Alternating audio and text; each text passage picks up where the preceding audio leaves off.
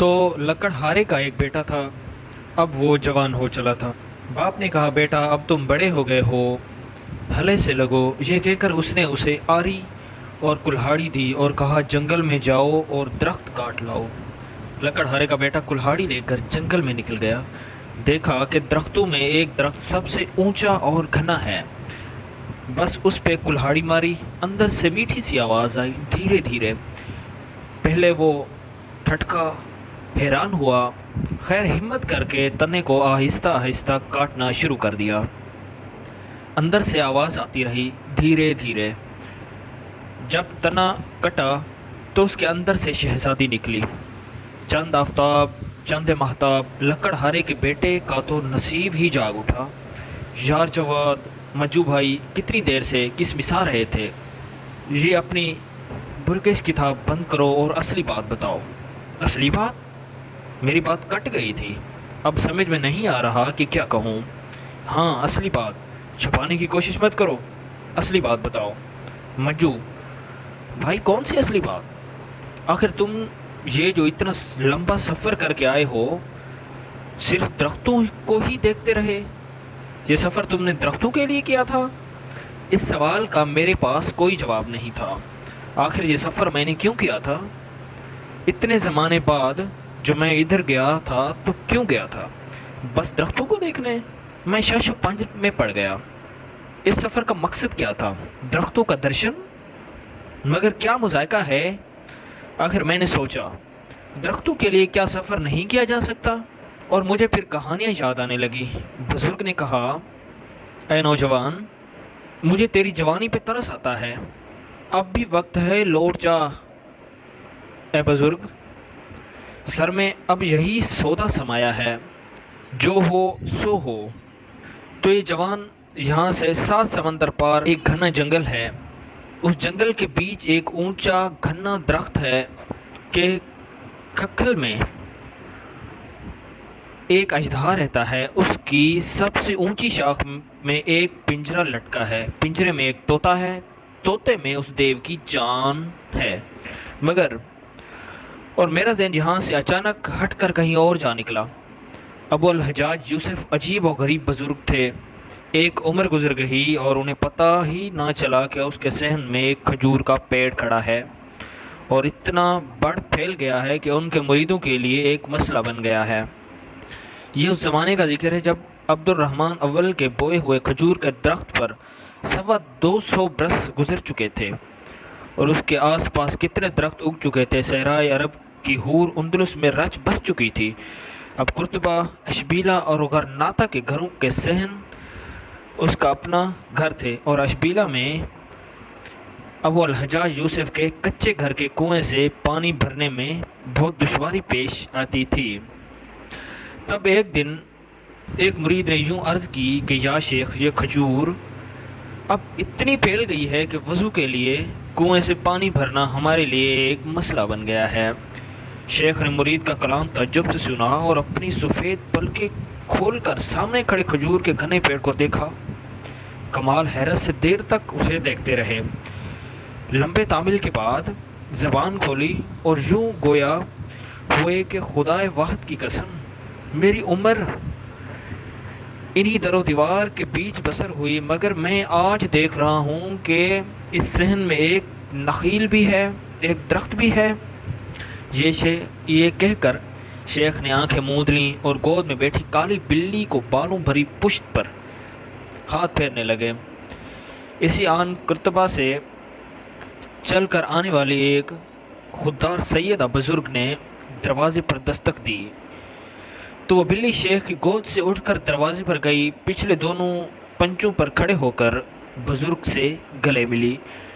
तब शेख भी इस बुजुर्ग से इसी मोहब्बत से बगलगीर हुए।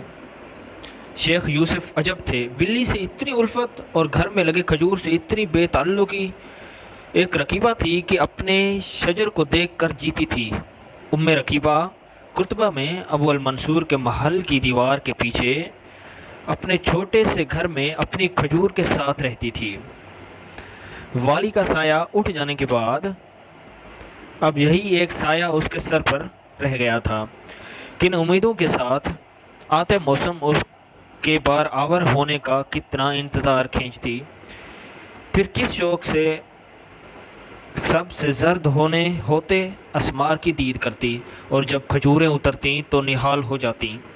मगर एक दिन जब इस पेड़ पर खजूरें पकने लगती थीं, अबुल मंसूर के आदमी आकर अजब हुक्म सुना गए कि उम्म रकीबा परेशान हाल काजी के पास पहुंची और यूं फरियाद कना हुई कि ए कुर्तबा के मुबारक शहर के बुज़ुर्ग काजी, तू मेरे और इब्ने अबी आमिर के बीच मनसफ़ा कर। मनसफ़ा? तेरे और अबुल मंसूर के बीच? काजी ने ताज्जुब से पूछा। हाँ, मेरे और अबी आमिर के बेटे के बीच। मगर किस बात में? उम्मे रकीबा ने गरिया किया और गुलूगीर आवाज़ में कहा, ए बुज़ुर्ग काजी, इब्ने अबी आमिर का कल्ब तंग और कसर फैलता जा रहा है। उसकी माँ उसके शौक़ में बैठे, अब मेरे घर का सहन उसकी ज़द में है। मीर अमारत ने कसर की तौसी के लिए लाजिम जाना है कि मेरे घर की दीवार गिराई जाए और मेरी आंखों के नूर मेरी खजूर को काट दिया जाए। काजी ने तामिल किया, फिर सवाल किया, ऐ शरीफ खातून, क्या अबुल मंसूर को तेरे सहन की ज़मीन का मतलूबा टुकड़े का मुआवजा अदा करने में तामिल है? इस पर उम्मे रकीबा कदरे बरहम हुई, बोली कि ऐ मनसफ़ा करने वाले, तूने ये अजीब सवाल किया। अबी आमिर का बेटा मेरे सहन के इस टुकड़े की कीमत तो अदा कर देगा, मगर क्या मेरे शजर की भी कोई कीमत लगाई जा सकती है? काजी ने यह सुना और सर झुका लिया। वो लाजवाब हो गया था। मंजू भाई की समझ में ये बात नहीं आई, या फिर वो मुझे जिच करना चाहते थे। कहने लगे, यार जवाद, मैं तुमसे क्या पूछ रहा था और तुम किधर निकल गए? अब मैं तुमसे पूछता हूँ कि वहाँ क्या तुम अंदलुस की तारीख पढ़ने गए थे? मगर अंदलुस की तारीख का तुमने निचोड़ क्या निकाला? एक काली बिल्ली और खजूर का पेड़। मंजू भाई ने सारी बात, मैंने जिच होकर कहा, मंजू भाई, मैं तारीख पर बात तो नहीं कर रहा था। और क्या कर रहे थे? वैसे मुझे तारीख पर बात करने पर फी नफ्सा कोई एतराज़ नहीं है, मगर मैं ये कहता हूँ कि तारीख पर बात करनी ही है तो ऐसे करो, तारीख पर कैसे बात की जाती है, यानी कि अलामा बनकर इस पर बात करूं? मैंने चढ़कर कहा, यार तुम तो लड़ने के लिए तैयार हो गए हो, मैं तो सीधी सी बात की थी। अव्वल तो हर बात का मौका मल होता है। अब देखो, बात हो रही थी आपने वहाँ की, और असल बात तो तुम बता नहीं रहे थे। मैंने तुमसे एक सीधी सी बात पूछी, तुमने ज़कंद लगाई और पहुँच गए अंदलुस में। अच्छा, यही सही, मगर ये जो तुमने खजूर के पेड़ पर लाकर तान तोड़ी है, इसमें क्या रमज़ है? कोई रमज़ नहीं। मैंने तो वजाहत की, ज़ाती तौर पर मुझे उस दरख्त से कोई वाबस्तगी कभी नहीं रही।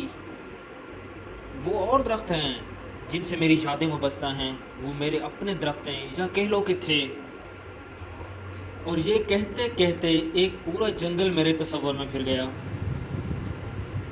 क्या दरख्त थे, डराते भी थे, रुझाते भी थे, कितने ऊंचे, कितने घने, खजूर की तरह नहीं, जैसे किसी ने लठ गाड़ दिया हो। उनकी शान तो ये थी कि जितने बुलंद उतने ही झुके हुए थे। पुरवकार बुलंदी, इसी हिसाब से अनकसारी, टहनियों में तरतीब, जैसे सब्ज़ी और शादाबी तह दरते हों। बीच तो पूरा शहर आबाद है, रंगारंग आवाज़ों, चहचहों से गूंजता हुआ। ये दरख्त दिन में अपनी घनी छाँव के साथ मुशफ़िक़ बुज़ुर्ग की मिसाल खड़े नज़र आते, रात को लगता कि भूत खड़े हैं। वो जो धर्मशाला के उस तरफ पीपल खड़ा था, वो तो रात को बाकल यूं दिखाई देता जैसे काला देव खड़ा हो। दिन में ऐसा लगता कि जैसे कोई ऋषि खड़ा हो, जैसे सारे नगर पर उसका साया है। केथू का दरख्त भी कम ऊंचा नहीं था, और फिर केथू से कितना लदा रहता था, जैसे केथे ना हूँ करमाच की सफ़ेद गेंदें टहनियों में लटका दी गई हों। और वो जो इमली के पेड़ खड़े थे, वो तो सचमुच आसमान से बातें करते नजर आते थे। آسمان کی نیلاہٹ میں تحلیل ہوتی ہوتی سبز ٹہنیوں میں لہراتی کٹاریں، کھجور کے درخت تو وہاں صرف 2 تھے، وہ جو بھونن میں سب درختوں سے الگ کھڑے تھے، جیسے یہ سوچ کر خود ہی الگ جا کھڑے ہوں کہ ارد گرد کھڑے درختوں کی برادری سے ان کا کوئی تعلق نہیں ہے، پرندوں سے بھی کوئی ناطہ نظر نہیں آتا تھا۔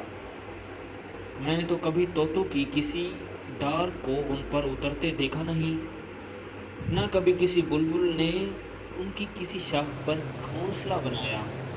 واقعی غریب الوطن نظر آتے تھے۔ اندلس میں تو وہ غریب الوطن نہیں تھے، وہاں تو وہ ایسے رچ بس گئے تھے کہ سارے اندلس پر چھائے نظر آتے تھے، مگر یہاں تو ایک سے بڑھ کر ایک کھڑا تھا، اور ایسے پیڑ کی جڑیں پاتال میں اور ٹہنیاں آسمان پر۔ یہ پیڑ پر انہیں یہاں کیسے چھانے دیتے؟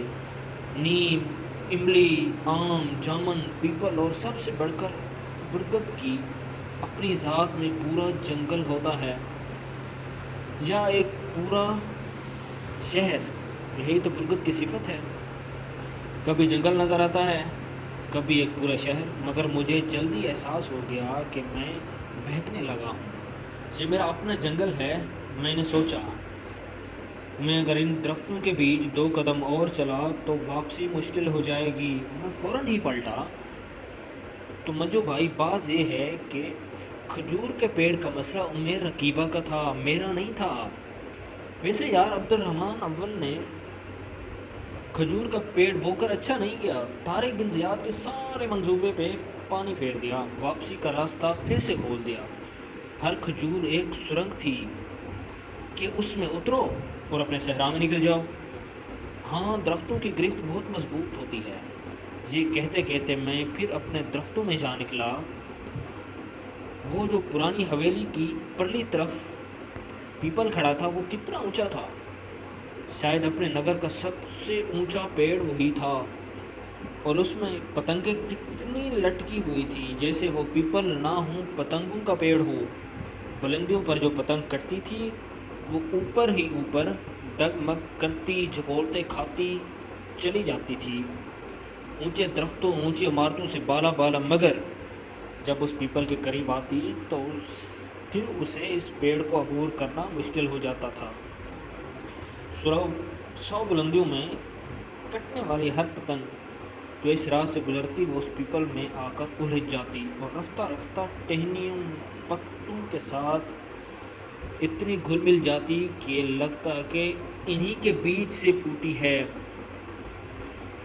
بلندیوں میں اڑنے والی کسی چیل کا بھی جب سستانے کو جی چاہتا تو تھوڑا نیچے اتر کر اسی کی کسی پھنگ پر اتر کر ٹک جاتی، اور اس طرح ٹکتی جیسے اب یہاں سے نہیں اڑے گی۔